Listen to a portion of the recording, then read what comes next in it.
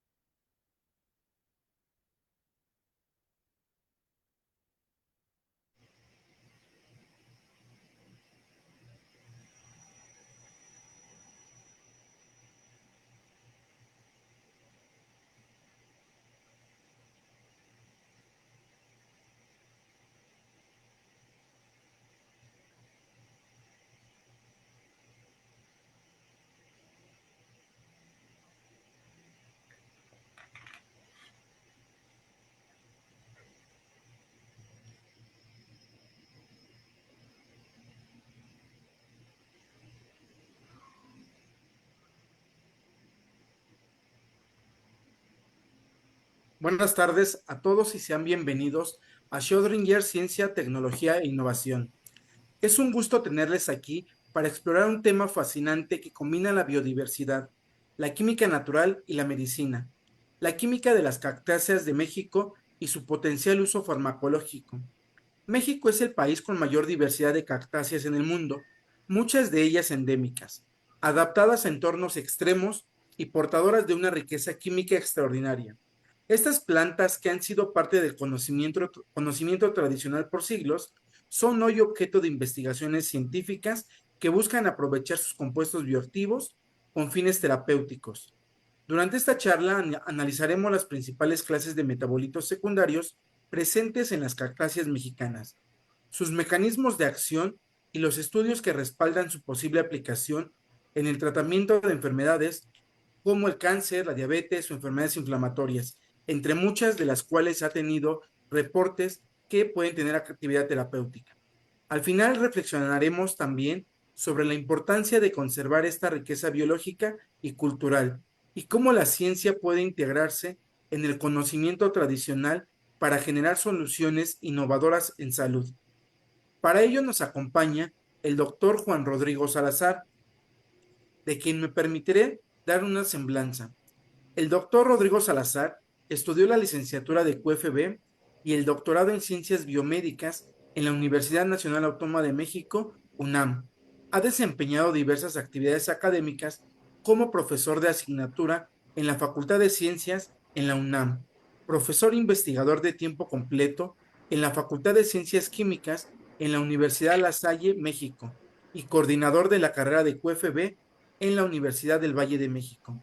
Ha impartido diferentes materias como química y farmacología de productos naturales, diferentes cursos de química orgánica, entre otras. Sus líneas de investigación se han enfocado en conocer la química de los compuestos que producen las plantas, sus efectos biológicos, así como la incorporación de herramientas computacionales para su estudio. Cuenta con más de 40 artículos científicos publicados en revistas indexadas JCR, dos manuales de laboratorio y dos capítulos de libro. Ha participado en la formación de 7 estudiantes de licenciatura, 3 de maestría y un estudiante de doctorado. Actualmente se desempeña como profesor en la Universidad Autónoma Metropolitana, la UAM, Unidad Xochimilco. Bienvenido, doctor. Muchísimas gracias, doctor Andrés. Muchas gracias por esta invitación. Nada más me confirman si se ve la presentación y si se escucha bien mi audio. Se escucha muy bien, doctor, y se ve bien su presentación. Excelente.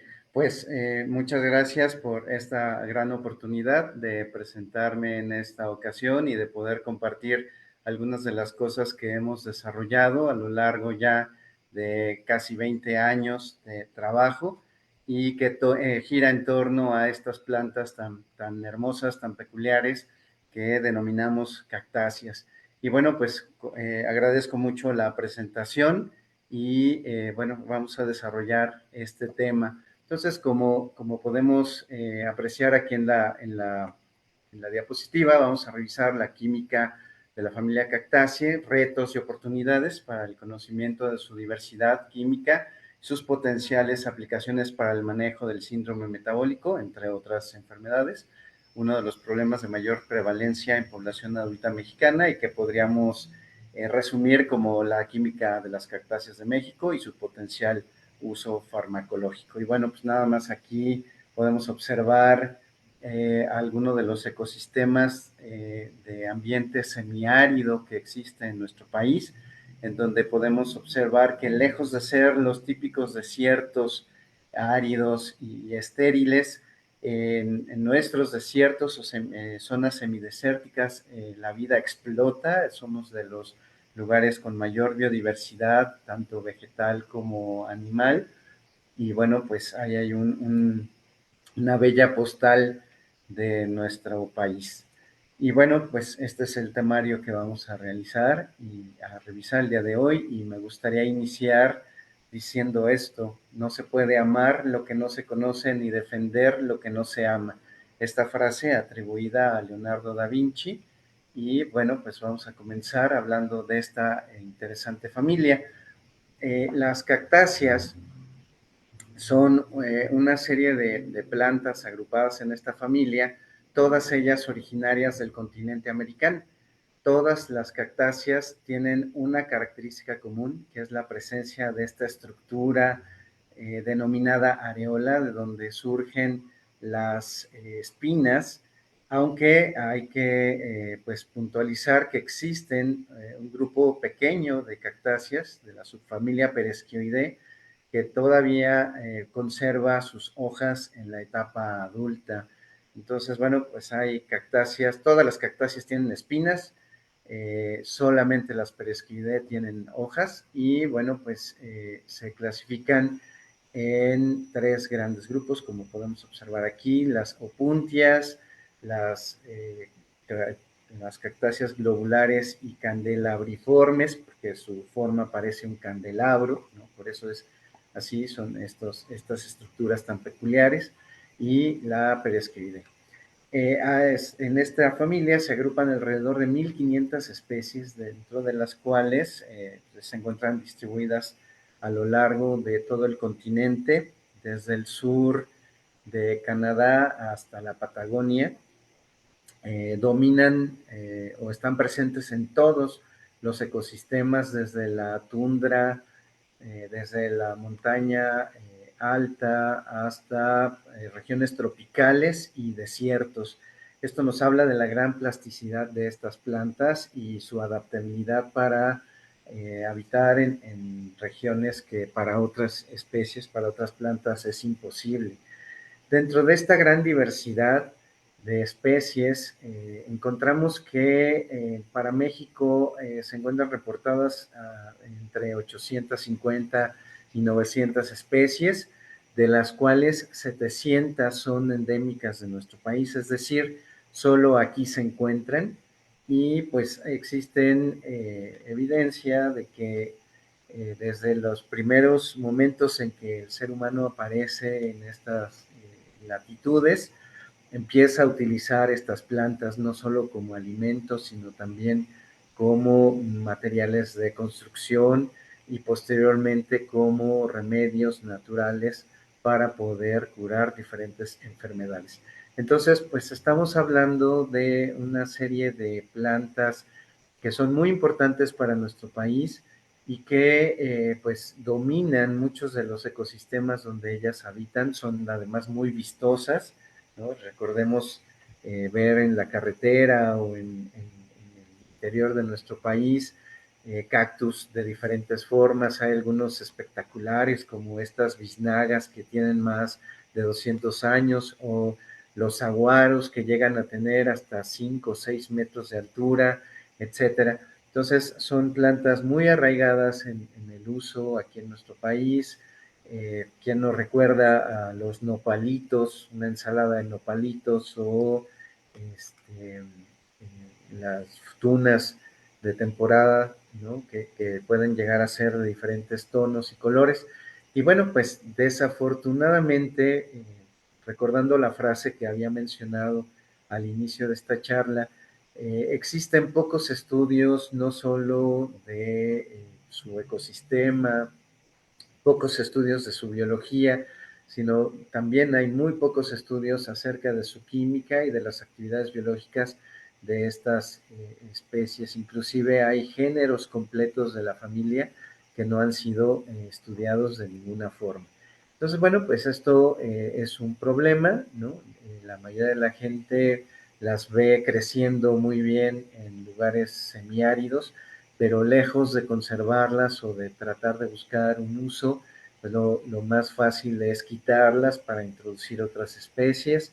El cambio de uso de suelos para la agricultura, para la ganadería, para construir más viviendas, pues trae consigo una presión ecológica muy importante sobre estas especies y atribuido también a su lento crecimiento y a su poca tasa de reproducción en muchas de las especies, pues esto nos habla de un gran problema ecológico y que pues varias de estas especies se encuentran en peligro de extinción o pues con una presión muy alta en este sentido. Y bueno, pues digamos que tenemos una carrera contra el tiempo para poder realizar estos estudios.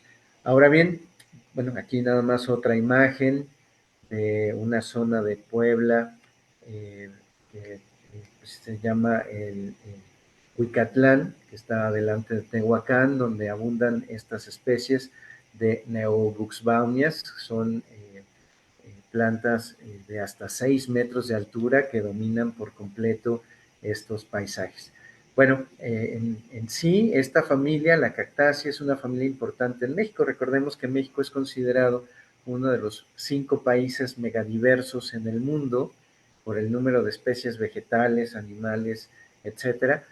Y pues dentro de ese contexto, en un país megadiverso, hablamos de la familia Cactaceae que tiene el quinto lugar en número de especies. ¿Sí? Entonces, pues es importante hablar de esta familia y de los pocos estudios que tiene. Son plantas muy arraigadas tanto en usos tradicionales, recordemos que inclusive nuestro escudo nacional en la bandera tiene un nopal, ¿no? Hay una gran controversia acerca de la especie que está representada de manera original en los glifos mexicas, pero bueno, en la bandera está representada una opuntia, ¿no? Podríamos decir una opuntia SP, para no entrar en detalles, una opuntia de una especie determinada con un águila real, ¿no? Bueno, que ahí nos indica la importancia de estas plantas en el contexto tradicional y pues la gente sigue usando estas plantas para tratar enfermedades desde cáncer, problemas inflamatorios, inclusive hasta resaca, ¿no? Problemas digestivos, bajar el colesterol, bajar la presión, como la gente lo menciona, y también incluyendo problemas como la diabetes, enfermedades cuya incidencia va en aumento tristemente en nuestra población. Y como mencionaba, hay poquitos estudios fitoquímicos y pues hay muchos géneros que aún carecen de estudios sistemáticos y esto nos da también una oportunidad, lejos de que solo representemos lo malo de esta situación, representa para nosotros los químicos de productos naturales y pues, profesores que trabajamos en la universidad pública y en su momento también en universidades privadas, pues un reto interesante y una obligación casi casi como mexicanos de poder estudiar a las plantas que habitan en estos lugares. Entonces, pues nos enfrentamos a retos, ahorita vamos a ver un poquito más de estos retos, tanto en el aislamiento y la elucidación de las estructuras químicas de estos compuestos, incluyendo saponinas, que ahorita los vamos a describir, esteroles, alcaloides, betalainas, polifenoles, entre un gran etcétera. También, pues de esto podemos encontrar un link muy interesante, porque mientras mayor sea el número de compuestos que podemos aislar y encontrar su estructura, pues vamos a poder tanto clasificar estas estructuras como también encontrar sus posibles aplicaciones de estos compuestos y también pensar, uno como químico siempre es, como químico orgánico, siempre es inquieto acerca de qué le podemos hacer de modificaciones estructurales a los compuestos originales que producen las plantas para poderlos transformar en esta oportunidad en fármacos.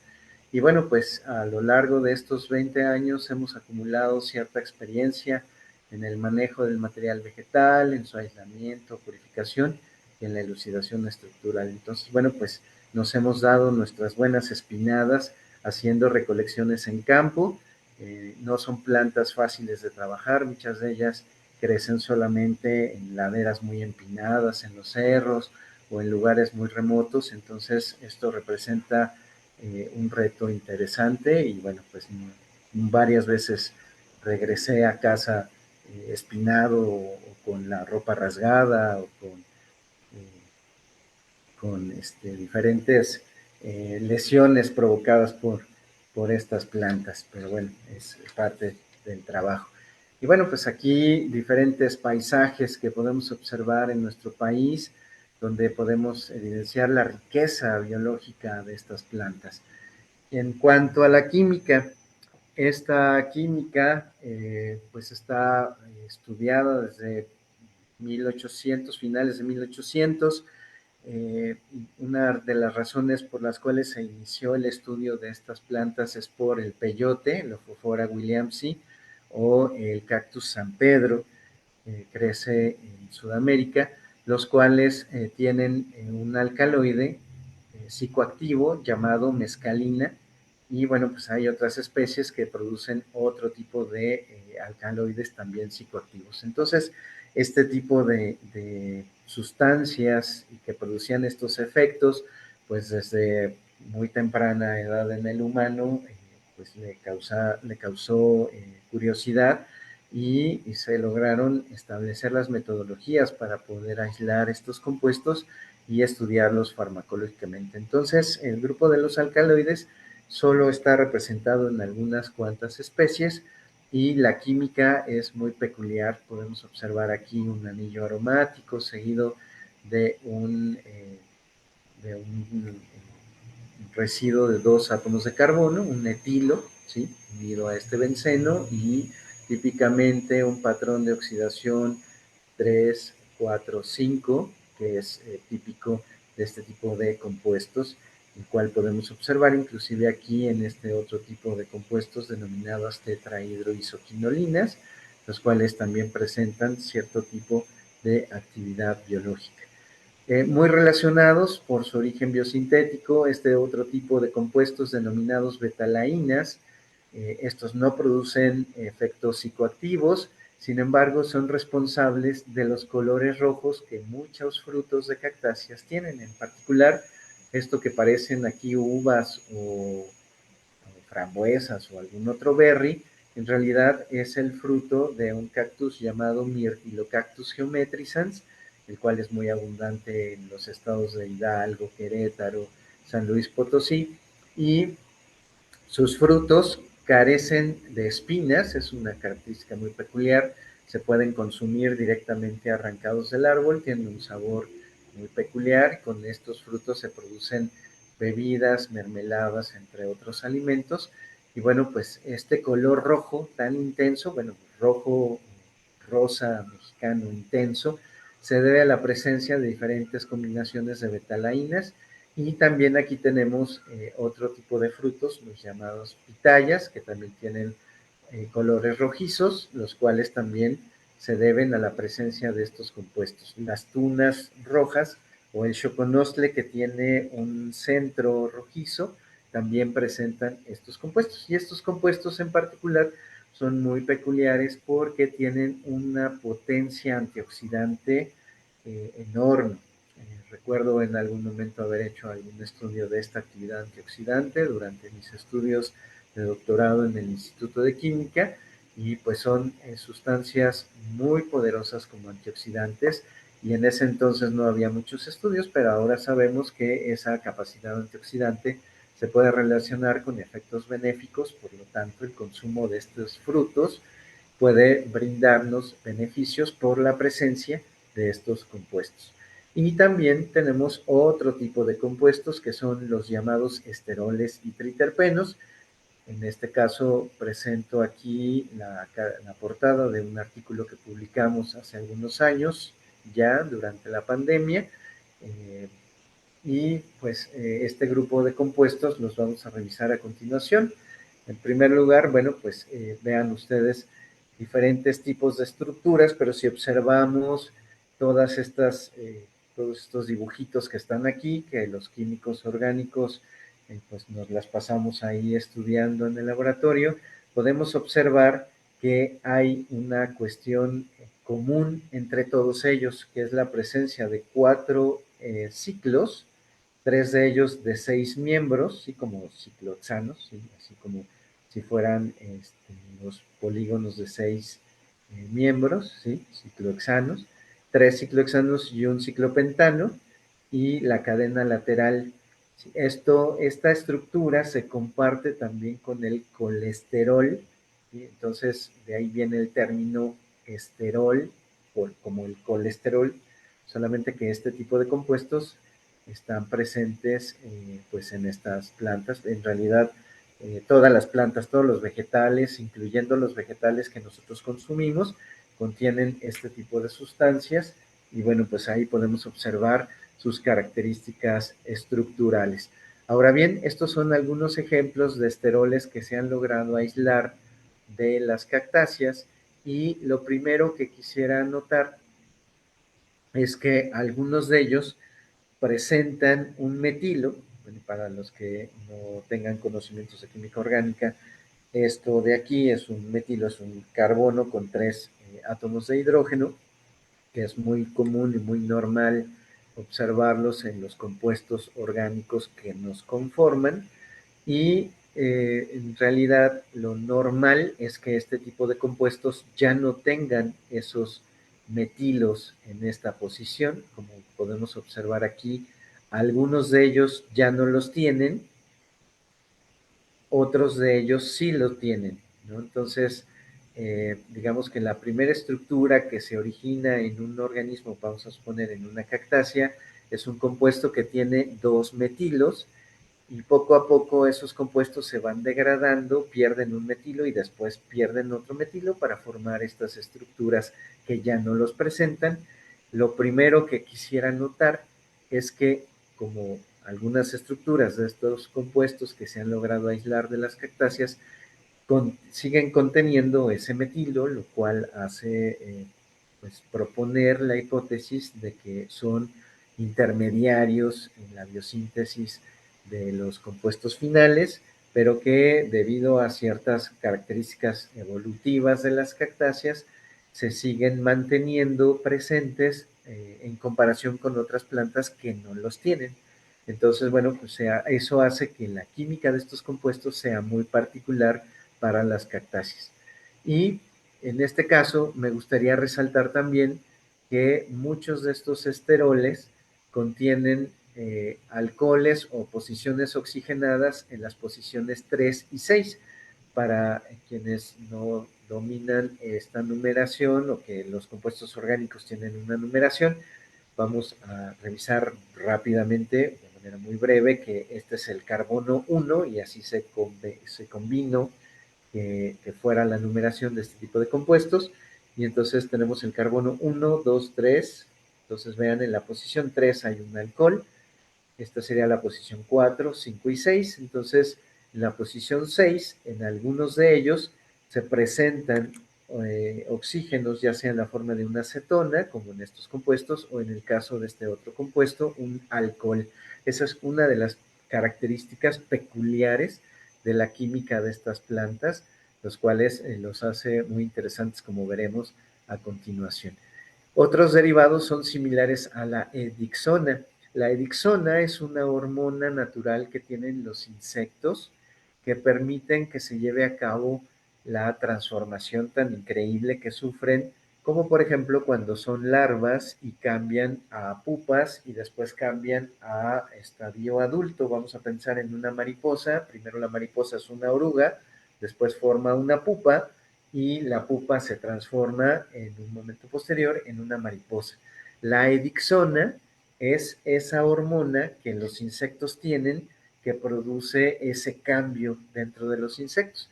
Y para sorpresa de las personas que nos dedicamos a estudiar compuestos de origen natural, hay plantas que tienen ese tipo de compuestos. En particular las cactáceas tienen este tipo de compuestos que se podrían considerar fitoedixteroides, es decir, que son producto de la planta y que, bueno, pues se han estudiado, la verdad, muy poquito, pero pues varios de esos compuestos presentan actividad insecticida. Entonces es probable que la presencia de esos compuestos en una especie vegetal como las cactáceas pudiera brindarle alguna ventaja frente al ataque de insectos. Y es algo que ha llamado la atención, ese tipo de compuestos. Y otra característica muy importante es que son compuestos muy abundantes. La mayoría de las personas que nos dedicamos a estudiar compuestos aislados de plantas, tenemos un gran problema porque la mayoría de las veces los compuestos que producen las plantas están en cantidades muy pequeñas. Hablamos de que por cada kilogramo de planta podemos encontrar algunos miligramos de compuestos.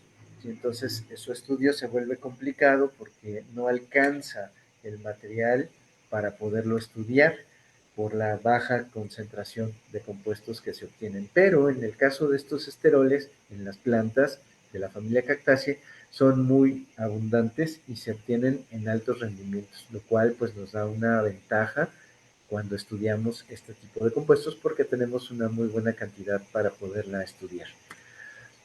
Cambiando de compuesto, los triterpenos de estas plantas, bueno, los triterpenos son compuestos de 30 átomos de carbono, simplemente voy a mencionar eso, y se han aislado algunos cuyas estructuras también son muy interesantes. Hay tipo, pues aquí un cicloartano, hay tipo lupano, hay tipo oleanano, que son compuestos así se han clasificado, que tienen estructuras pentacíclicas, es decir, que tienen 5 ciclos de 6 o 4 ciclos de 6 y un ciclo de 5. Y bueno, pues esa es una de las características naturales.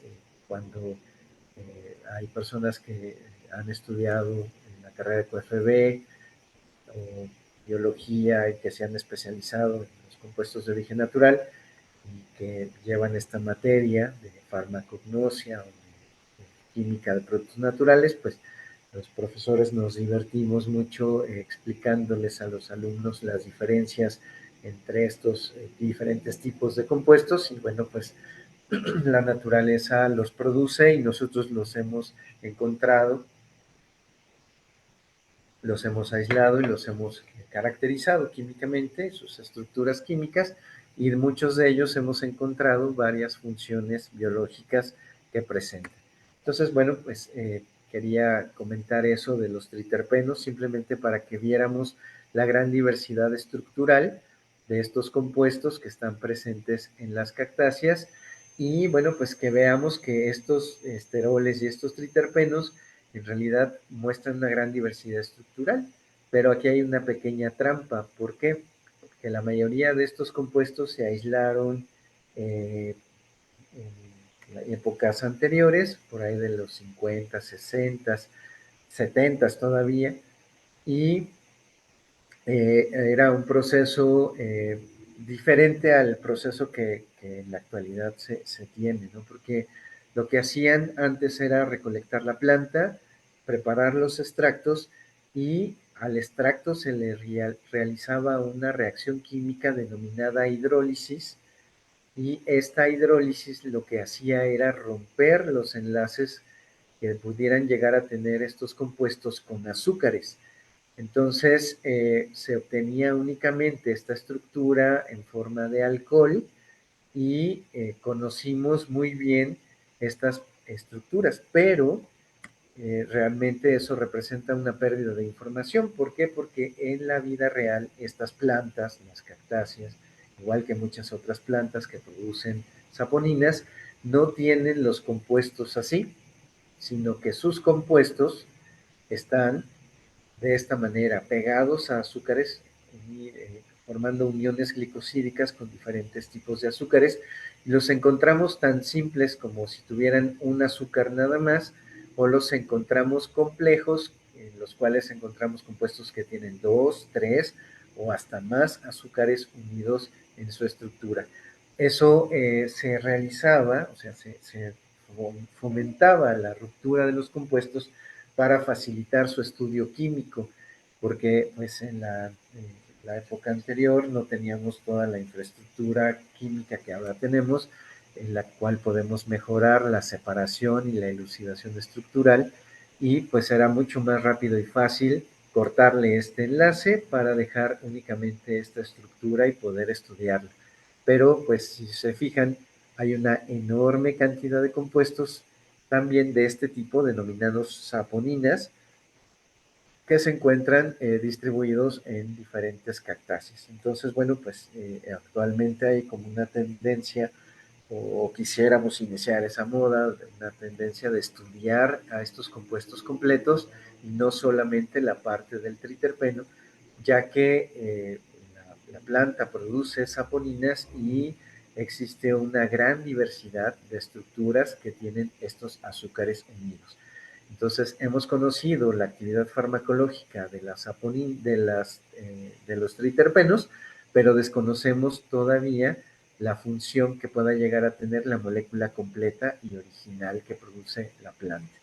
Entonces, con este contexto, pues es muy válida esta pregunta: ¿qué otros compuestos existirán en el resto de las especies de cactáceas que no se han estudiado todavía? Podríamos hacer cálculos y decir que aproximadamente toda esta diversidad que he presentado se ha obtenido de menos del 20% de las especies que existen de cactáceas. Entonces, ¿qué otros compuestos habrá en otras especies? Y sobre todo, pues como farmacéuticos, ¿qué efectos biológicos tendrán estos compuestos? Entonces, pensando en eso, hemos realizado diferentes trabajos en diferentes oportunidades, y la mayoría de esos trabajos han implicado este trabajo, ¿no? Esta metodología, que es la metodología con la que hemos trabajado con diferentes estudiantes que han sido, que han pasado por el grupo de investigación. Y bueno, pues todo inicia con la gestión del permiso de recolección. No se puede llegar y cortar una cactácea así porque sí, hay que gestionar esta parte que es muy importante, y también asesorarse de personas especialistas, biólogos principalmente, que conozcan dónde están los ejemplares y que conozcan cómo se tienen que trabajar también estos ejemplares para causar el menor impacto por la recolección de estos ejemplares. Ya una vez que se recolectan, pues obviamente de manera no destructiva, tanto las partes aéreas como las raíces se cortan, se secan o se liofilizan, y posteriormente se puede hacer la extracción. La extracción generalmente se realiza por maceración, aunque actualmente la extracción asistida por microondas o por infrarrojo es o por ultrasonido, perdón, es muy útil y valiosa, ¿no? Después estos extractos se concentran y afortunadamente muchas de las cactáceas que hemos trabajado en la parte, en el proceso de concentración, o sea, de eliminar el disolvente, estas cactáceas comienzan, bueno, estos extractos, perdón, comienzan a precipitar compuestos, lo cual facilita mucho su trabajo. ¿Qué hacemos después? Pues hacemos conocemos la complejidad del extracto que estamos obteniendo por medio de cromatografía en capa delgada, lo cual nos permite separar y conocer más o menos cómo está de complejo la mezcla.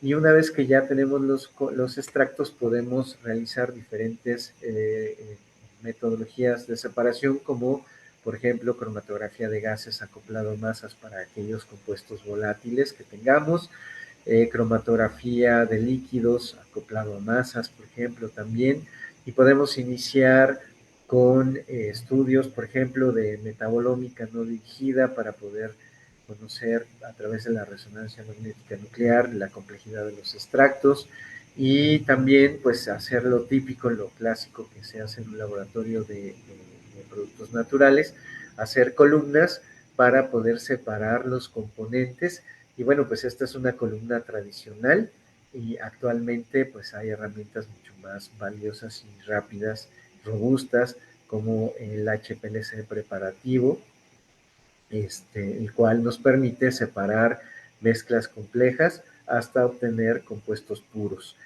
Una vez que tenemos esto, pues podemos proceder a realizar las pruebas biológicas de estos extractos y realizar inclusive estudios biodirigidos que nos permitan identificar qué componentes de estos extractos son los responsables de tal o cual actividad biológica.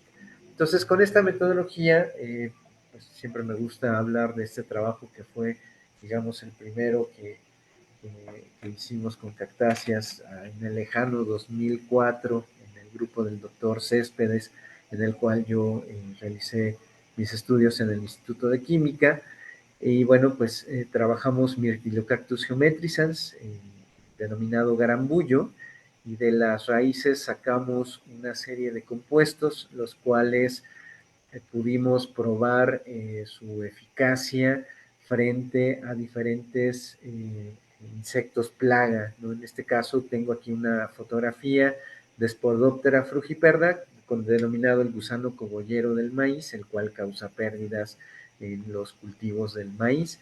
Y lo que observamos fue que este tipo de compuestos, como el peniocerol, que ahorita voy a hablar un poquito más de él, que es un esterol presente en las raíces de Myrtillocactus geometrisans, causa este tipo de efectos en las larvas. Pues si se fijan aquí, hay como una parte de larva y como una parte de pupa. Eso es lo que encontramos, inclusive efectos más drásticos en los cuales la mitad del insecto queda como pupa y la otra mitad queda como larva, ¿no? Entonces causan efectos, pues, eh, diferentes efectos en la morfología de los insectos, los cuales nos sugiere que interrumpe varias vías metabólicas de estos insectos. Y pues nos pusimos a indagar un poquito más acerca de por qué esta planta podría llegar a tener tantos esteroles en sus raíces. Y lo que encontramos fue que un insecto que consume cactáceas, que normalmente infesta cactáceas, que se llama Monailema variolare, que es un insecto especializado en consumir cactáceas, estaba en la raíz del garambullo, entonces la asociación fue inmediata. Nosotros estipulamos una hipótesis de trabajo en la cual hicimos una relación entre la presencia del insecto y la presencia de estos compuestos como compuestos defensivos. Entonces, lo que estábamos proponiendo es que la planta está siendo infestada por las larvas de este insecto y entonces responde produciendo una gran cantidad de esteroles, los cuales tienen actividad insecticida. Y bueno, pues esto nos valió también escribir y publicar un capítulo de un libro en el cual se propone estos tipos de compuestos como insecticidas de origen natural. Continuando con los estudios del peniocerol, que es este esterol que está aquí, nos dimos cuenta, pues aprovechando que teníamos una enorme cantidad del compuesto, nos dimos cuenta que tenían actividad antiinflamatoria y que esa actividad antiinflamatoria era muy potente. En este caso les muestro los resultados que obtuvimos hace ya algunos ayeres, en los cuales utilizamos el modelo de edema de inflamación de oreja, ¿sí? de edema en oreja de ratón, producido por el TPA, que también es un compuesto de origen natural, y sin ahondar mucho en este modelo, lo que encontramos es que justo este compuesto peniocerol era uno de los más activos que habíamos visto, que tenía una dosis efectiva de 0.091 micromoles por oreja, comparado con la indometacina, cuyo valor es de 0.2, pues sí nos marca que tenemos un compuesto sumamente potente como antiinflamatorio. Y eso nos permitió seguir indagando en las diferentes actividades biológicas que pudiera llegar a tener. Se evaluaron también otros modelos de inflamación como carragenina o como un modelo de hiperalgesia, pero digamos que de los resultados más interesantes de este artículo que se publicó en el 2011, nos dimos cuenta que también tenía cierta actividad sobre líneas de cáncer humano, diferentes líneas de cáncer humano. Entonces, pues estos estudios continuaron, ¿no? Y entonces, pues se probó sobre células de cáncer de colon y células de cáncer de mama.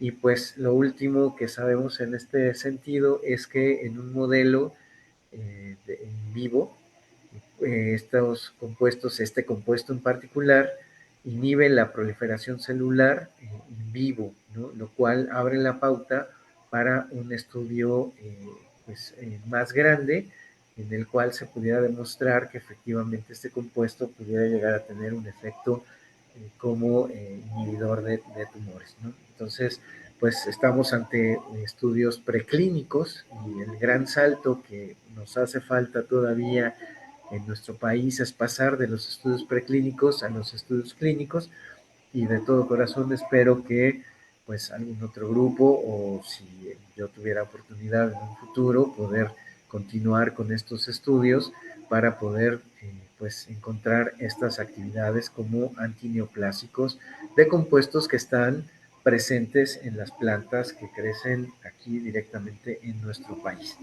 Y bueno, pues otra de las actividades que hemos encontrado es que también este mismo compuesto presenta actividad antimicrobiana. Este fue un trabajo que realizó uno de mis primeros estudiantes, Rodrigo Uribe, en la Universidad La Salle, quien se abocó al aislamiento, purificación y determinación de la estructura de este compuesto y su determinación como antimicrobiano. Entonces vemos que comparado con los extractos y con otros compuestos como la longispinogenina, que es un triterpeno, también aislado de la raíz del garambullo, pues observamos que efectivamente el peniocerol tiene una potente actividad antimicrobiana, tanto para E. coli, Staphylococcus aureus y, muy importante, Candida albicans. Y esto hace relación, o sea, esto y lo anterior hace relación con lo que la gente dice etnobotánicamente de esta planta. La mayoría de las personas utilizan emplastos para tratar infecciones, para tratar golpes, para tratar tumores también. Entonces, bueno, pues con esto nos damos cuenta que efectivamente una planta que es tradicionalmente utilizada para estos fines puede llegar a tener compuestos que tienen esa misma funcionalidad y que pueden explicar ese uso etnobotánico. Otro estudio que realizó otra estudiante, Sofía García, evaluó el potencial que tiene este compuesto en un gel para tratar heridas. Y bueno, pues esto fue interesante, esto fue parte de su tesis de licenciatura. Ella lo que hizo fue practicar incisiones en la piel de roedores, y lo que observamos es que a comparación del vehículo y del tratamiento control, ¿sí? El gel que tiene peniocerol provoca el cierre de la herida en un tiempo menor que cualquiera de los otros dos tratamientos, lo cual sugiere que este compuesto, no solo por su actividad antiinflamatoria que ya está demostrada, sino que pudiera llegar a tener otro tipo de efectos en la cicatrización, lo cual pues también hace sentido con lo que la gente comenta del uso de esta planta. Y bueno, pues ahí están estos estudios que también se realizaron en la Universidad La Salle en colaboración con el Instituto Nacional de Rehabilitación, lo cual abre la puerta para el desarrollo de otro tipo de preparados que pudieran servir como cicatrizantes. Cambiando de especie, pues también Mariana Torres, una querida estudiante de la Universidad La Salle, probó, bueno, obtuvo los extractos y probó para qué podría servir todo lo que se corta y se desecha del cultivo de la pitaya. ¿Sí? Esta planta una, produce una fruta que se obtiene de manera comercial y se distribuye prácticamente en todo el mundo. Y entonces, bueno, lo que Mariana encontró es que los desechos de los cultivos se pueden utilizar para obtener una enorme cantidad de flavonoides y también actividad antimicrobiana. Entonces es interesante poder revisar esto. Y otro estudiante, Diego Soto, él también trabajó otra cactácea, este es un Stenocereus, es Stenocereus stellatus, que recolectamos en el Cañón del Sopilote, en el estado de Guerrero. Bueno, él encontró que estos extractos y compuestos de este Stenocereus tenían actividad antimicrobiana, antiinflamatoria también, y pues que era una rica fuente de cierto tipo de triterpenos, los cuales pues son muy comunes también en otras cactáceas, y bueno, pues esto le valió su trabajo para poder realizar su titulación. Entonces, bueno, en este sentido, como observamos, pues ha habido un intento de desarrollo de los estudios de cactáceas y pues tratamos de buscar tanto el uso de desperdicios como de la agroindustria, por supuesto, como el uso de plantas que la comunidad que las utiliza, pues menciona que tienen cierto tipo de actividades biológicas.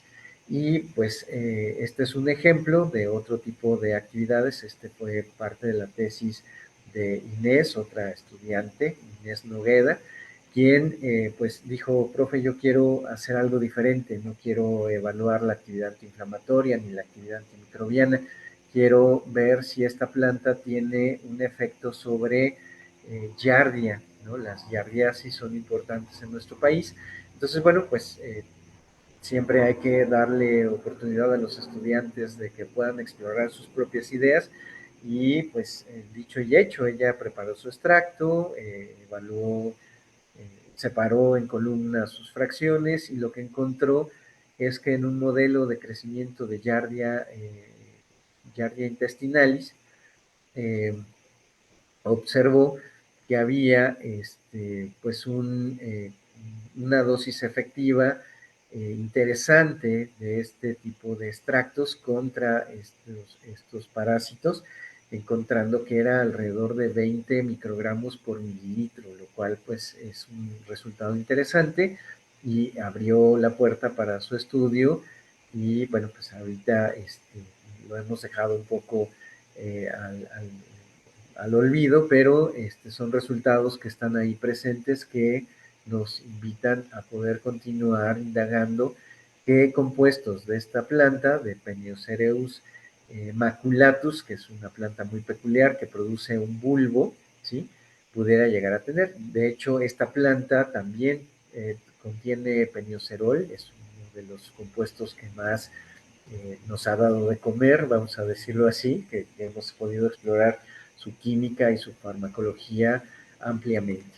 Entonces, bueno, pues hasta ahí esta parte de los estudios in vivo que hemos realizado, pero me gustaría seguir compartiendo con ustedes otra rama que pues ha resultado apasionante para mí y que pues también nos ha permitido continuar publicando resultados, que es la incorporación de estas herramientas computacionales como el acoplamiento molecular, como la dinámica molecular, que nos han permitido continuar con los estudios de los compuestos de cactáceas.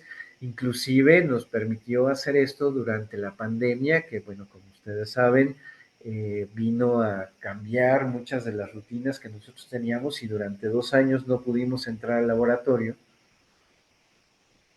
Sin embargo, necesitábamos seguir trabajando y publicando para mantenernos en el SNI y mantener nuestra productividad. Entonces, bueno, pues este es uno de los primeros artículos que realicé en colaboración con mi amigo y compañero de trabajo en la Universidad de La Salle, el doctor Marco Antonio Loza Mejía, y a quien estimo mucho y le envío un saludo. Y bueno, pues este paper nos permitió introducir estas herramientas computacionales en la investigación de antiinflamatorios y pues se nos hizo muy fácil en aquel momento trabajar con esteroles y triterpenos. Como han visto ustedes, pues hemos trabajado mucho desde hace algunos años con este tipo de compuestos, entonces era como natural que la primera aproximación que teníamos hacia el acoplamiento molecular lo hiciéramos versando sobre este tipo de compuestos. Y lo primero que hicimos fue indagar de compuestos que sabemos que son antiinflamatorios, cómo se acomodaban en diferentes proteínas relacionadas con la cascada de inflamación. Entonces, bueno, pues encontramos resultados muy interesantes, pero más que hablar de esos resultados, me gustaría mencionar que esto nos permitió proponer esta metodología que denominamos en su momento bioprospección in silico, que consta de hacer una secuencia de trabajo en donde estudiamos o recolectamos información de los estudios etnobotánicos, es decir, la gente en la sabiduría del uso a través del tiempo de plantas saben para qué se utiliza cada una de ellas. Entonces, usamos esta información etnobotánica, seleccionamos especies, construimos bibliotecas de compuestos que se han aislado de estas especies. Para eso, pues hacemos una revisión exhaustiva de la literatura o de lo propio que nosotros hemos realizado y hacemos este tamizaje.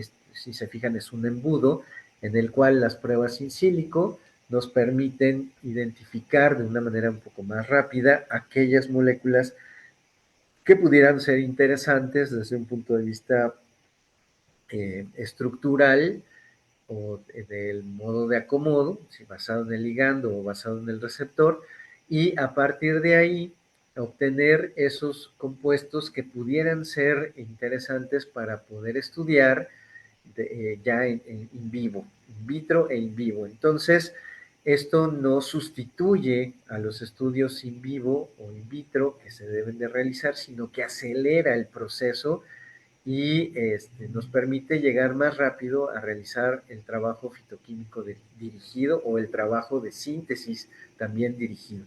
Entonces, bueno, pues con esto en mente, propusimos posteriormente hacer este trabajo en el cual, pues todos aquellos compuestos de tipo esterol y triterpeno, que como ustedes vieron en la primera parte de esta presentación, ya teníamos un buen conocimiento de ellos, nos permitimos aplicar estas metodologías para hacer esa bioprospección in silico y determinar si podían tener efectos sobre algunos de los blancos moleculares de diferentes tipos de enfermedades, incluyendo enfermedades de tipo metabólico como la diabetes, la hipertensión, la obesidad, etcétera.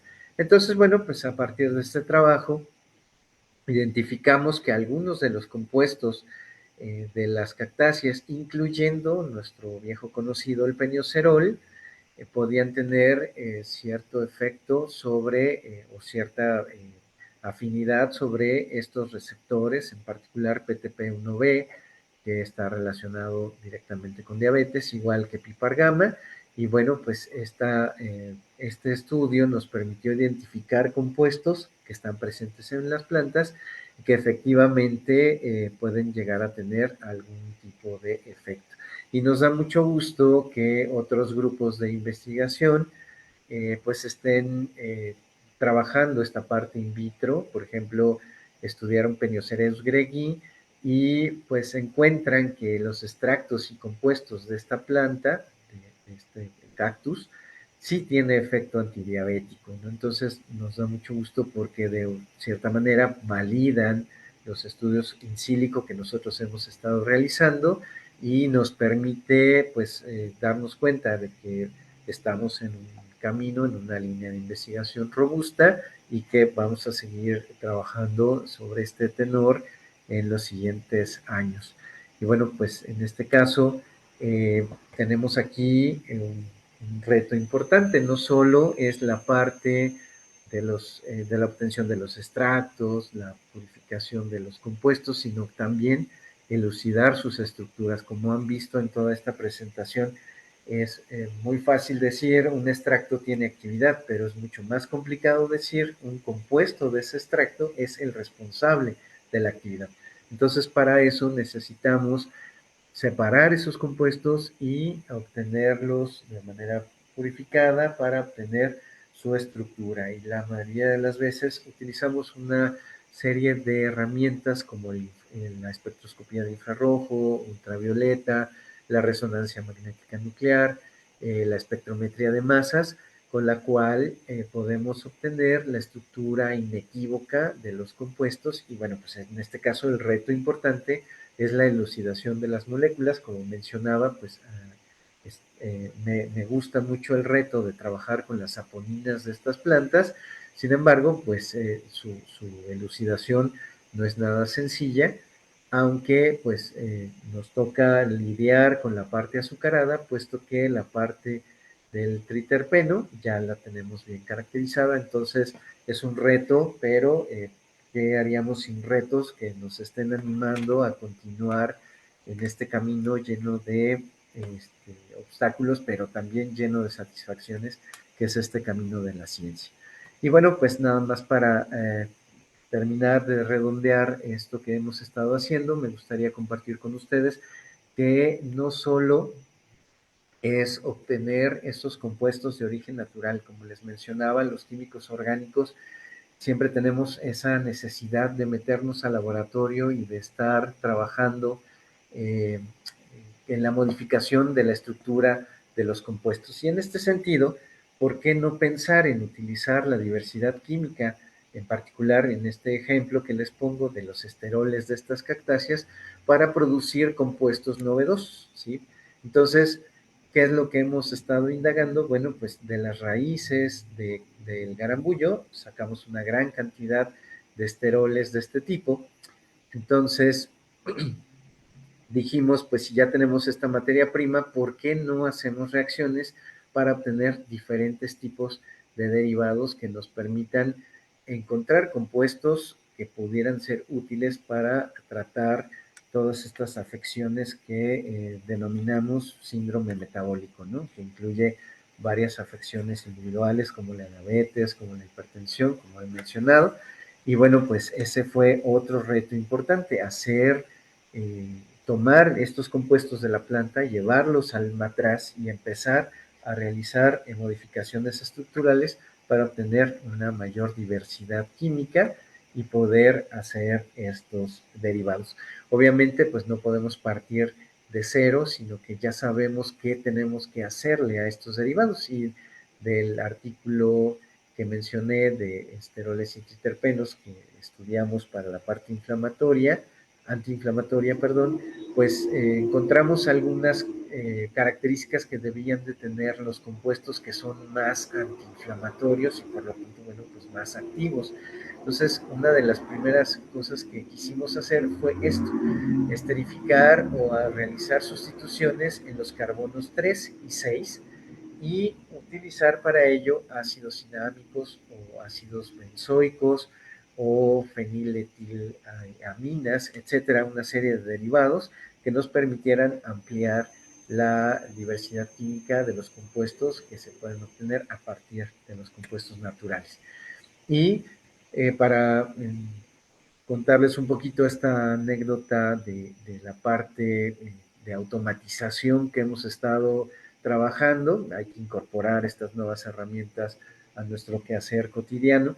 Les comento que pues este ejemplo previo nos sirvió de base para lo que sigue a continuación. Entonces, usando esta herramienta, nos dimos cuenta que de una planta que es muy conocida en México, que se ocupa para relajar, para sedar, para antineurálgico, que es el té de tila, eh, había un compuesto que se llama tilirócido. Entonces, no tiene nada que ver con las cactáceas, pero es el ejemplo previo de cómo resolvimos el problema de generar eh, derivados a partir de los compuestos de las cactáceas. Entonces, de la tila se obtiene un compuesto que se llama tilirócido, Los estudiantes lo obtuvieron y lo probaron dentro de un modelo de inflamación.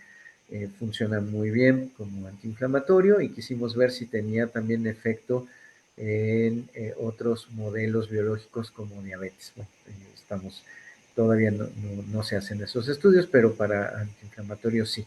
Y nos dimos cuenta de que este compuesto tiene un gran problema. Como ustedes pueden observar, tenemos varios alcoholes y eso hace que una molécula orgánica sea más hidrosoluble, ¿sí? Entonces, para que funcionen los fármacos deben de tener cierto grado de lipofilicidad, no de hidrosolubilidad. Entonces, es muy polar, eso es lo que quiero decir.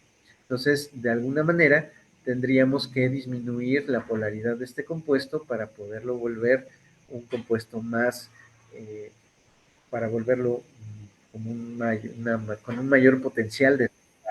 Eso es lo que quería comentar. Entonces, una estudiante, Ana Karen Ríos, se dedicó varias semanas a dibujar los compuestos y a proponer su esterificación, ¿sí? O sea, una transformación química muy simple, anhídrido acético en piridina durante toda la noche en agitación y al día siguiente uno llega, recoge su mezcla de reacción y se pone a obtener sus derivados. Entonces, ella lo que hizo fue dibujar todos los posibles derivados que se podrían obtener por medio de esta reacción de acetilación.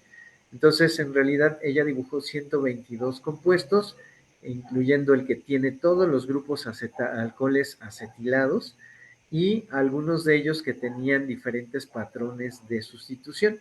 Entonces, de los 122 que dibujó, el 111 resultó ser el bueno. Entonces, bueno, pues tuvo que dibujar 127 compuestos para decir que el 111 era el bueno. Entonces, Ana Karen eh, tiene un novio que se llama Daniel. Es una historia muy bonita. Siempre me gusta contarla así porque su novio es ingeniero cibernético, algo así. Estudió una ingeniería. Entonces, pues él no sabía nada de química y Ana Karen no sabía nada de computación. Pero en este mundo donde tenemos que aprender a trabajar en colaboración y a formar grupos inter y transdisciplinarios y colaborar entre todos para lograr un objetivo común, pues se pusieron a trabajar casi por iniciativa propia y entonces ella le decía lo que necesitaba químicamente y él lo traducía de una forma en ceros y unos y generó un código. Ese código nos permite colocar una estructura y colocar los derivados que quiero o que puedo llegar a generar y entonces de manera automatizada ese algoritmo nos permite generar todos los derivados. Entonces lo que ella tardó en realizar en 2 semanas o más, en menos de 5 segundos una computadora común y corriente puede hacerlo y nos genera todos estos 127 derivados para esta molécula o todos los derivados de todas las moléculas que yo le ponga. Entonces, bueno, pues en este caso creamos un método automatizado y coherente para la generación de derivados químicos a partir de cualquier molécula. Obviamente, pues esto es coherente, sin embargo, no significa que cualquier derivado que se proponga ahí se pueda realizar. Hay ciertas reglas químicas que ya en el laboratorio se pueden observar, pero eso representa un reto sintético, es decir, la mejor molécula que ella encontró, tanto en la parte manual, cuando lo hizo en lápiz y papel, y la parte automatizada, si ustedes observan, en comparación de la molécula original, que no tiene ningún grupo acetato, la mejor molécula del tilirócido que reacciona es cuando tiene el acetato en este alcohol y en este otro. No aquí, no aquí, no aquí, no aquí, no aquí, solamente aquí y aquí. Entonces, es muy bonito este programa porque nos permite generar prácticamente en milisegundos todos los posibles compuestos, pero el reto es ahora ir al laboratorio, tomar el compuesto, hacer la reacción y que me dé donde yo quiero que me dé. ¿Sí? Entonces, bueno, pues eso es algo importante y es por lo que los químicos orgánicos nos divertimos mucho en el laboratorio.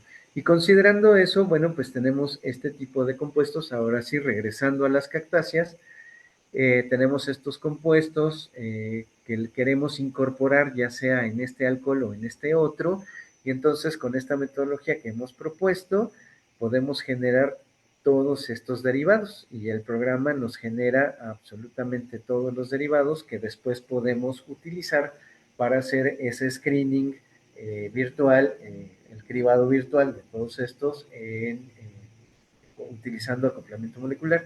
Y entonces, con estas herramientas podemos generar de 1000 a 100,000 compuestos en varios milisegundos a partir de estas materias primas de las cactáceas, las cuales podemos filtrar también en varias horas para poder obtener compuestos que pudieran ser potenciales para el trabajo que estamos realizando. Entonces, esta también es una parte muy divertida porque es donde más eh, caídas sufre un químico orgánico, pero bueno, por eso, pues por eso nos pagan, ¿no? Por eso tenemos esa habilidad y esa capacidad, entonces pues es donde necesitamos reactivos y donde necesitamos tiempo y donde necesitamos máquinas y donde necesitamos juguetitos para poder trabajar.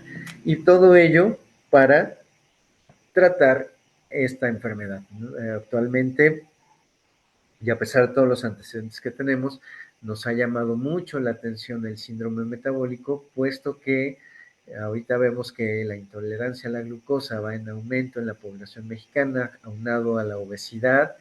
Entonces, esto lleva a un círculo vicioso, ¿no? Entonces, este síndrome metabólico, si ustedes observan esto, pues está causado por todo, una dieta rica en grasas, carbohidratos, complejos, productos muy procesados, una baja movilidad, bajo consumo de agua, sedentarismo, estrés, mal dormir, etcétera, etcétera, etcétera, un gran etcétera.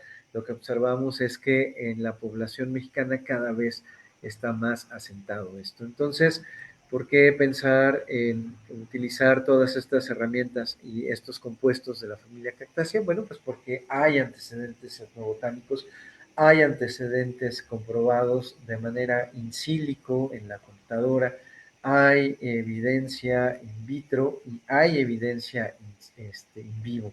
Entonces, pues solamente necesitamos tiempo, necesitamos seguir colaborando, necesitamos eh, pues, formar grupos que nos permitan realizar esto y pues contamos con modelos en colaboración con la Escuela Superior de Medicina, un modelo de síndrome metabólico en rata Sprague-Dawley. También tenemos pues toda esta infraestructura computacional, tanto para acoplamiento molecular como dinámica molecular. Contamos con el expertise en el área de la química orgánica para poder realizar estos derivados, que pues no son nada sencillos. Y también pues tenemos una red de colaboraciones, tanto nacionales como internacionales, que pues queremos seguir trabajando en ello, ¿no? Y con ello, pues, no solo publicar, sino que se vuelva algo más realista, ¿no? O sea, y pues en perspectivas con esto me gustaría cerrar. Las cactáceas necesitan conocerse desde el punto de vista ecológico, biológico, químico, etnobotánico y farmacológico. Y pues como vimos son fuente de compuestos químicos interesantes y tenemos que tener muchos esfuerzos para la conservación y su aprovechamiento racional, pero sobre todo esto, eh, necesitamos pasar de la ciencia que se hace en la universidad y que está incluso como nada más encaminada a la publicación de resultados, tenemos que pasar al siguiente nivel, que es el patentamiento de estos desarrollos e innovaciones. Tenemos que trabajar de manera más colaborativa con la industria, no verla como, la industria, qué terrible es, sino como un aliado que puede permitirnos esto y pasar a otro aspecto que es el de una oficina de transferencia, es decir, Necesitamos que lo que hacemos se vea reflejado en algo plausible y que resuelva estos problemas como el síndrome metabólico. Obviamente, pues se requiere mucho dinero y mucho trabajo, pero bueno, creo que en ese camino estamos, ¿no? Para que haya más ensayos preclínicos y ensayos clínicos que nos permitan tratar este síndrome metabólico u otras enfermedades como cáncer, que son de importancia en el contexto nuestro, y pues que sea el inicio de esta transferencia tecnológica. Y necesitamos que además pues se conserven estas cactáceas, ¿no? ¿Por qué? Porque como mencionaba en el inicio, la gente realmente no sabe para qué se utilizan o qué potencial tienen, entonces es muy fácil quitarlas, es muy fácil comerciar con ellas como ornato, ¿sí? Es muy fácil usarlas, devastar sus ecosistemas, pero creo que necesitamos pues pasar a esto, ¿no? Si supiéramos que de un tipo de nopal estuviera una sustancia o la forma de tratar de la diabetes, por ejemplo, pues no solo no la destruiríamos, sino que procuraríamos su conservación y su aprovechamiento racional. Y por supuesto, colaborar y eficientizar el trabajo de investigación. Pareciera que estamos peleados o que solo mi grupo es el bueno o que pues lo que haga el otro grupo no tiene valor. Necesitamos como apoyarnos más y que pues la ciencia en México pueda potenciarse, ¿no? Al final no somos países, hablo en general de Latinoamérica, no somos países que tengamos una alta inversión ni en educación ni en investigación. Entonces lo poquito que tengamos, pues hay que tratar de compartirlo y de potenciar. La creación de redes es fundamental, la participación de diferentes grupos, tanto nacionales como internacionales, es necesario. Entonces, bueno, pues es, digamos, esta parte que quisiera conversar con ustedes. Y por último, pues mencionar que esta familia ofrece oportunidades para conocer la diversidad de sus compuestos de origen natural, para aprovechar esa diversidad, para diseñar y preparar derivados semisintéticos que tengan esa actividad biológica y contribuir al manejo de las enfermedades que nos aquejan en nuestro contexto nacional y cuidar, por supuesto, también a estas plantas. Entonces, bueno, pues esta es la presentación que quería compartir con todos ustedes. Muchas gracias por su atención. Estos son mis correos de contacto, este es mi correo personal y este es mi correo institucional de la UAM Unidad Xochimilco. Y pues quedo atento por si hubiera alguna pregunta. Muchísimas gracias. Muchas gracias, doctor. Muy interesante y nutritiva su plática, la cual le agradecemos bastante. A continuación pasamos a una serie de preguntas, dudas, comentarios si los hay. Quienes nos acompañen en Zoom, si gustan encender su micrófono y hacerle las preguntas si tuvieran al doctor, mientras reviso en el en vivo si tenemos alguna pregunta. Gracias. Aquí en Zoom tenemos un comentario de Mariana Torres. Excelente tema y sobre todo gran exponente. Nadie mejor que mi queridísimo tutor. Gracias, doctor Juanro, por tanto conocimiento compartido como siempre. Muchas gracias. Gracias por las flores.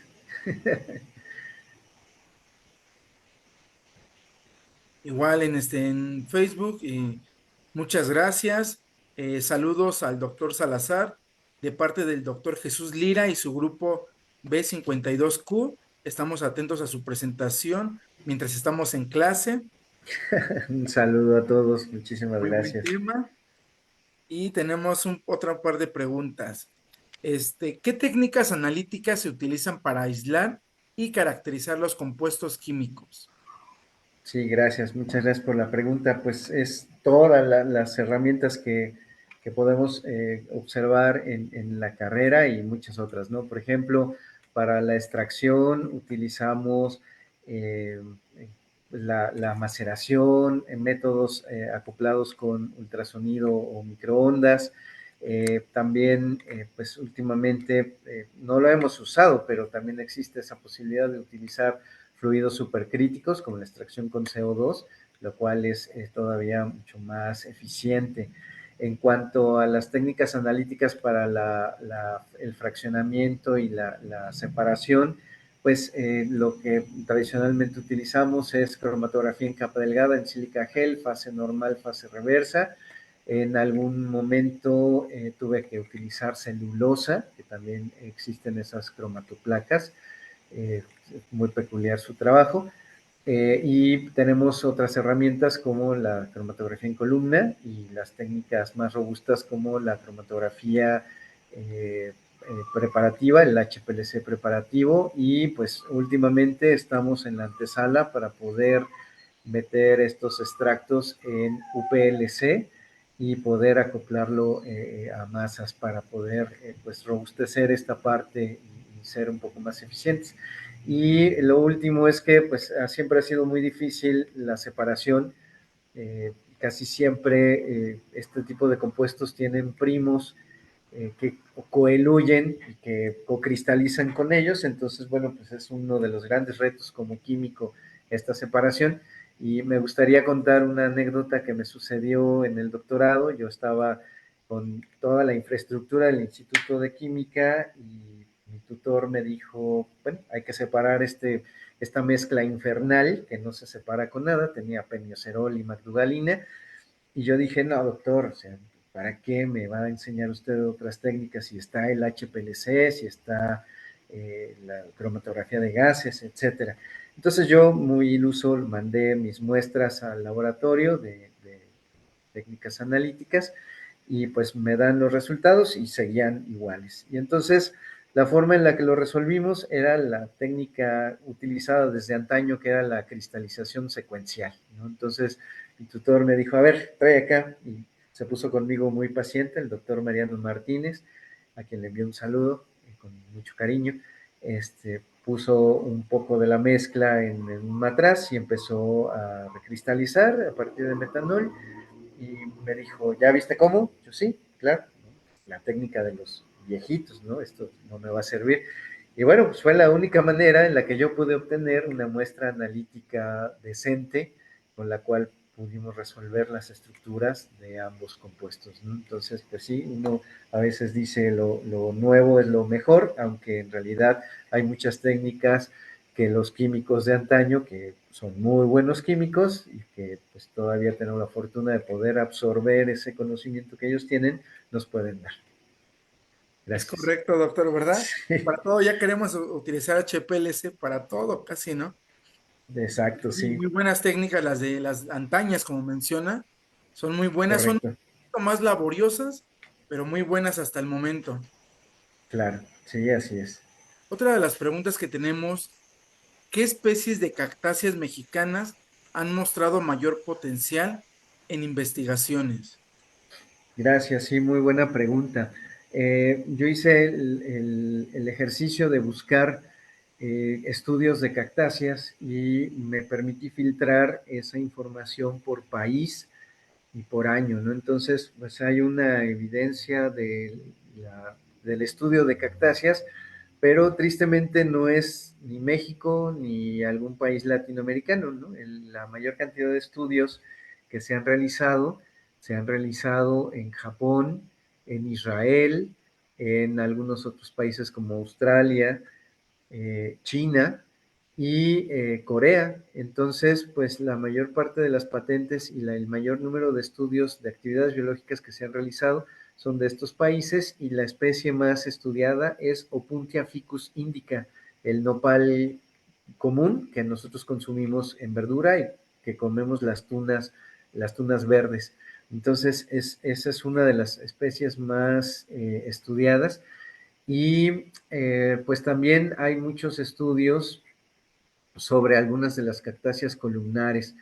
En particular, el género Stenocereus es de los más estudiados, y pues hay un grupo en Japón de la Universidad Meiji Pharmaceutical, que está en Tokio, de la doctora Kaoru, que ha estudiado pues varias de las especies de cactus columnares estando en Japón, ¿no? Lo cual es peculiar, ¿no? Ellos tienen que sacar un pedacito, un trozo del cactus del jardín botánico de Tokio, y con esa cantidad tan pequeña de material vegetal hacen maravillas, ¿no? Porque aíslan el compuesto, lo purifican, determinan su estructura y hacen pruebas biológicas, todo con menos de 1 kilogramo de material vegetal, ¿no? Y nosotros aquí, pues no tenemos todavía esa capacidad para realizar ese tipo de estudios, ¿no?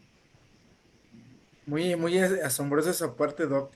Sí, Justamente uno ocupa kilos y kilos para obtener poquito extracto y que lo hagan con menos de 1 kilo, sí tienen muy eficiente su metodología. así es. Mire, tenemos otro par de preguntas. ¿Qué Adelante. desafíos existen para integrar el conocimiento tradicional con la investigación moderna? Sí, gracias, muy, muy buena pregunta. Bueno, lo primero es que a veces como químicos orgánicos queremos trabajar nada más con los compuestos orgánicos y la mayoría de las veces las plantas medicinales no se trabajan, no se consumen a través de extractos orgánicos, sino más bien de extractos hidroalcohólicos, si bien nos va, o de infusiones acuosas. Entonces, ese es uno de los grandes problemas que queremos determinar una actividad biológica de una especie. Cuando la estudiamos, resulta que no tiene actividad biológica y decimos, ah, no tiene el efecto.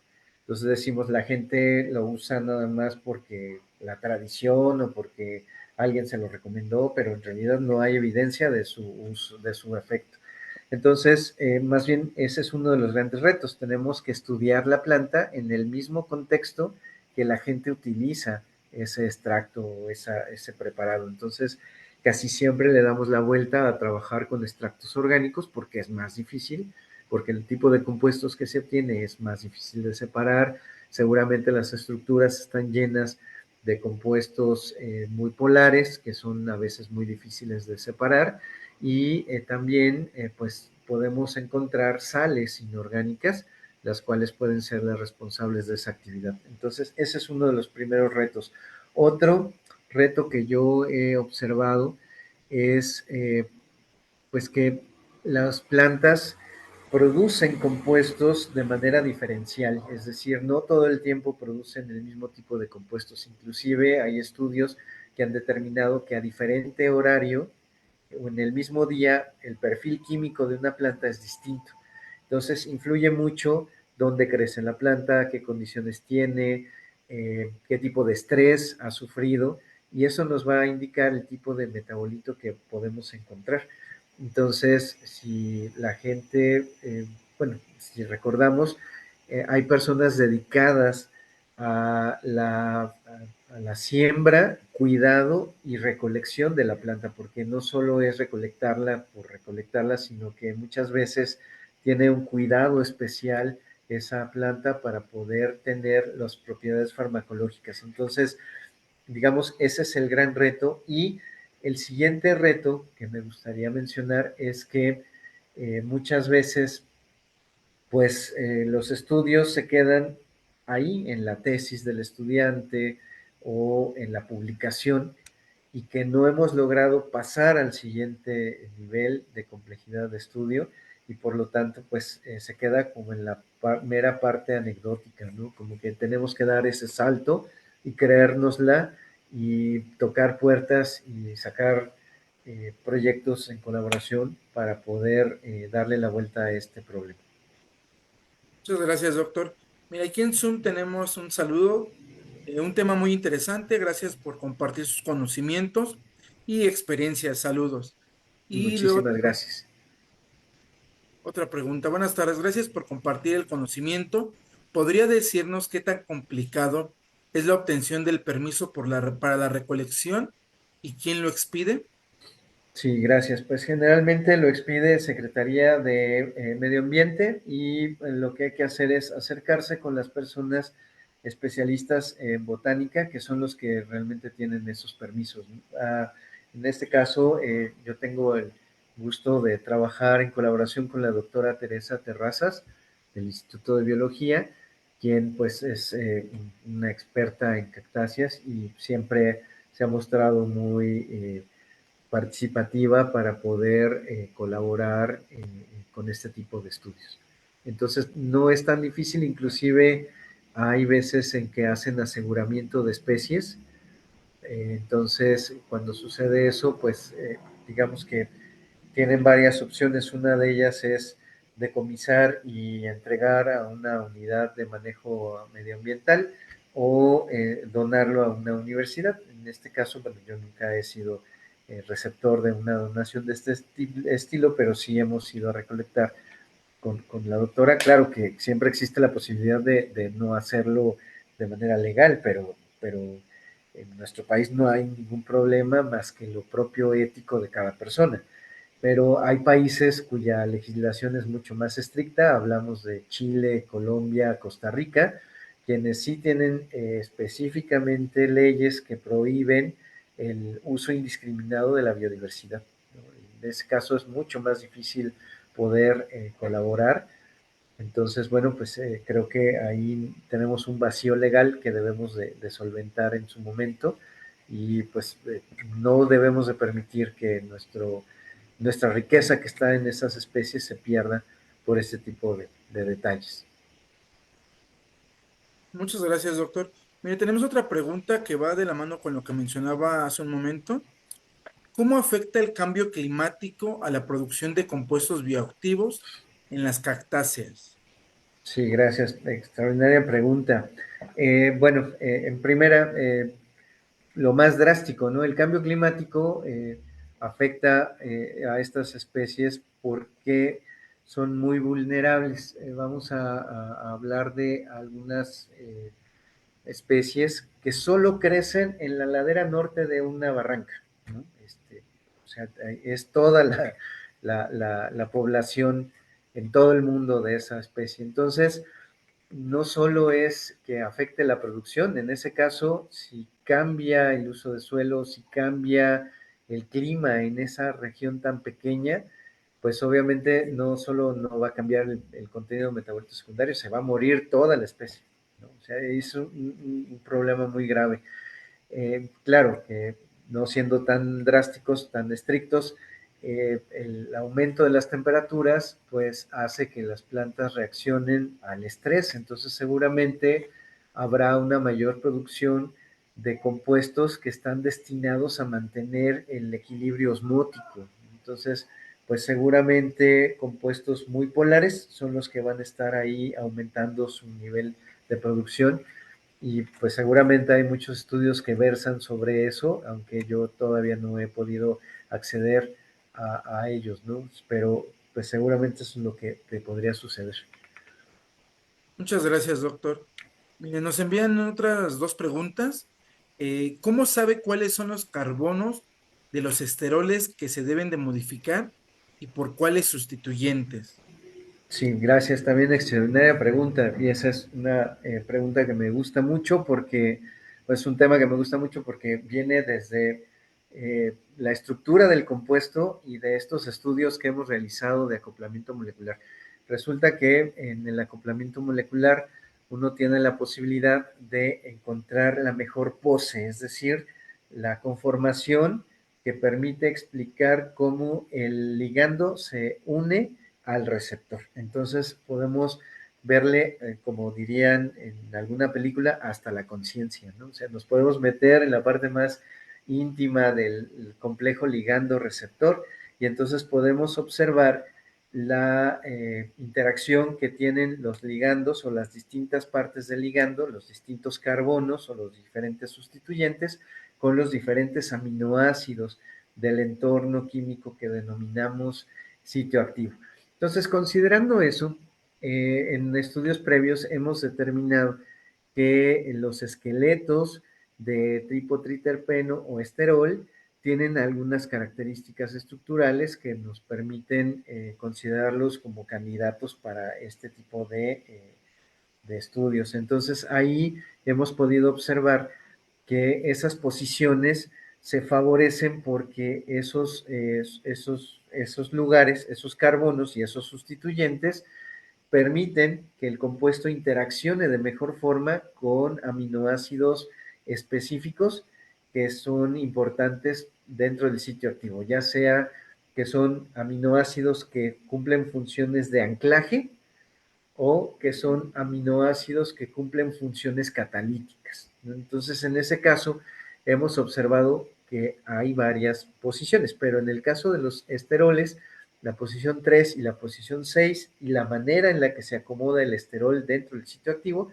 nos permiten hacer esa hipótesis de trabajo. La posición 3 y la posición 6 nos permite alcanzar algunos aminoácidos peculiares e importantes dentro del anclaje y de la actividad catalítica de la enzima.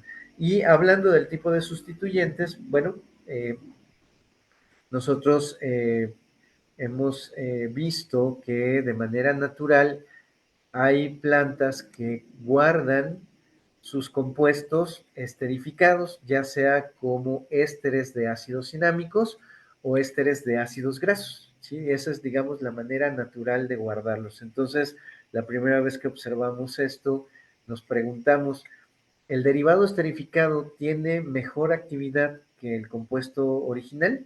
Y entonces, al hacer estas pruebas, inclusive esas fueron pruebas que hicimos in vitro e in vivo, en modelos de inhibición enzimática y en modelos de inflamación en oreja de ratón, ahí nos dimos cuenta que efectivamente la esterificación con ciertos derivados de ácidos cinámicos o de ácidos benzoicos nos permitían tener un potencial mayor de esos compuestos.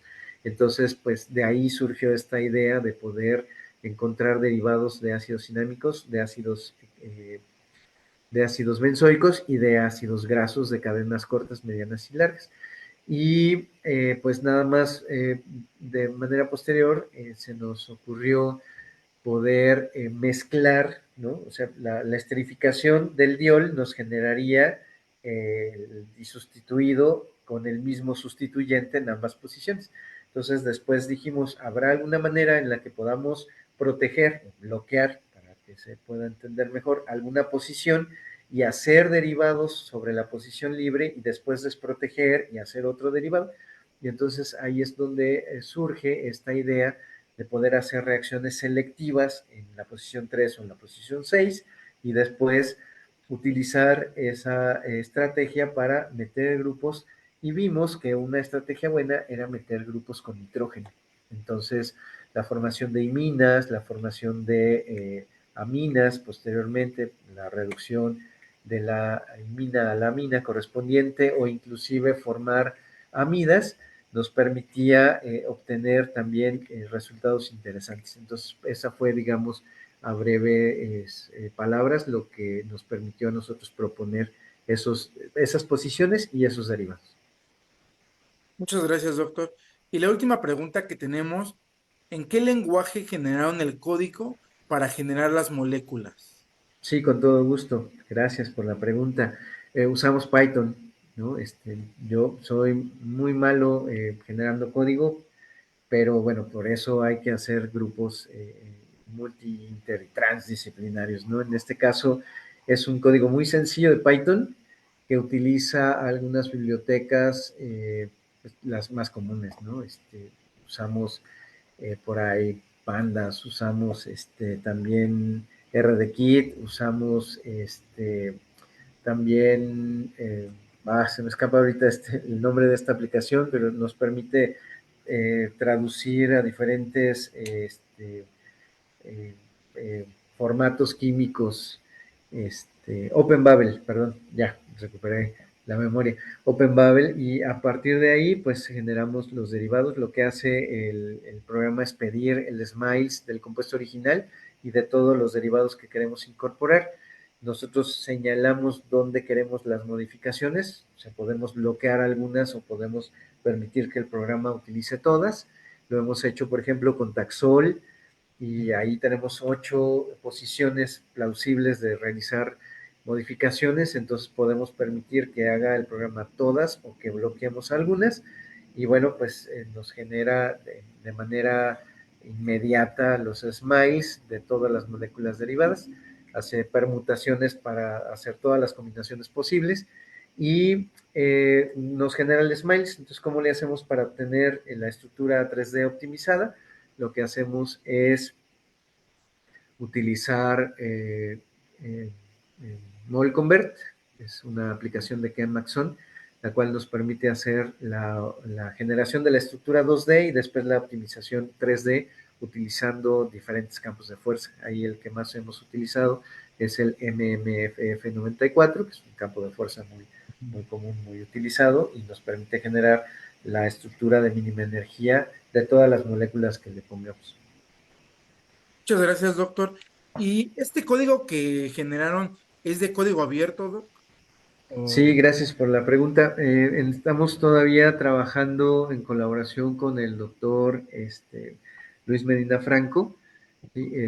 Vamos a sacar la publicación próximamente, pero sí, la idea es que sea de código abierto y que todo el mundo lo pueda utilizar. Realmente es muy sencillo.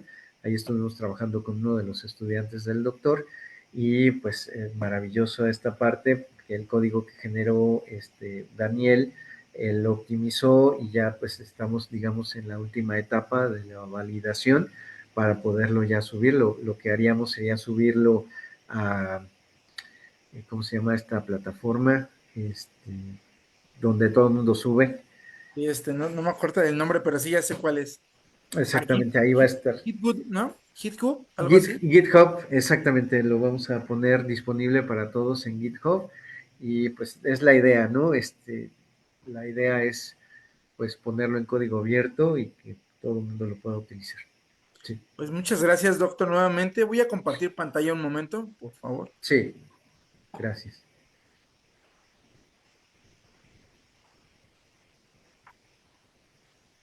Schrödinger Ciencia, Tecnología e Innovación otorga la presente constancia al doctor Juan Rodrigo Salazar por su charla de difusión científica titulada La química de las cactáceas de México y su potencial uso farmacológico, la cual se realizó el día 22 de abril del año 2025.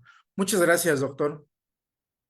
Al contrario, muchísimas gracias a ti, Andrés, y pues a todos por la paciencia y por escucharme. Y bueno, pues estamos abiertos para recibir estudiantes, colaboraciones. El mismo código todavía no está publicado, pero lo podemos utilizar sin ningún problema. Y también pues ofrecer toda la parte de cómputo que tenemos, que si bien no es muy poderosa, pero sí nos permite hacer dinámicas en poco tiempo. Entonces, pues esto es para poder fortalecer estos grupos de investigación y de colaboración y pues adelante, ¿no? Estamos abiertos y en la mejor disposición para hacerlo. Muchas gracias, doctor. Y justamente era la pregunta que le iba a hacer. Si usted recibe para alumnos de servicio social, tesistas de licenciatura, de posgrado, si es tutor la maestría y doctorado de ciencias farmacéuticas.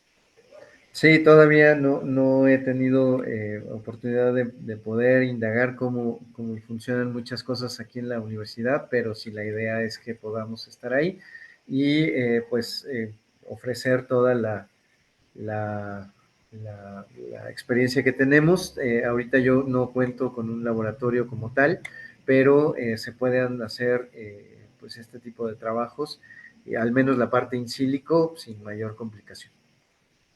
Muchas gracias, doctor. Al contrario. Y con esto llegamos al final del programa. Muchas gracias a nuestro invitado y al increíble equipo de producción por hacer esto posible. Y por supuesto, gracias a ustedes, nuestra audiencia, por acompañarnos. Síganos en nuestras redes sociales como Facebook y suscríbanse a nuestro canal de YouTube para no perderse ninguna actualización. Asimismo, si es de su interés o se perdieron alguna charla anterior, puedan disfrutar de esta en el canal. Y una vez más, gracias por estar aquí. Nos vemos en nuestra próxima transmisión. Excelente tarde a todos. Hasta luego.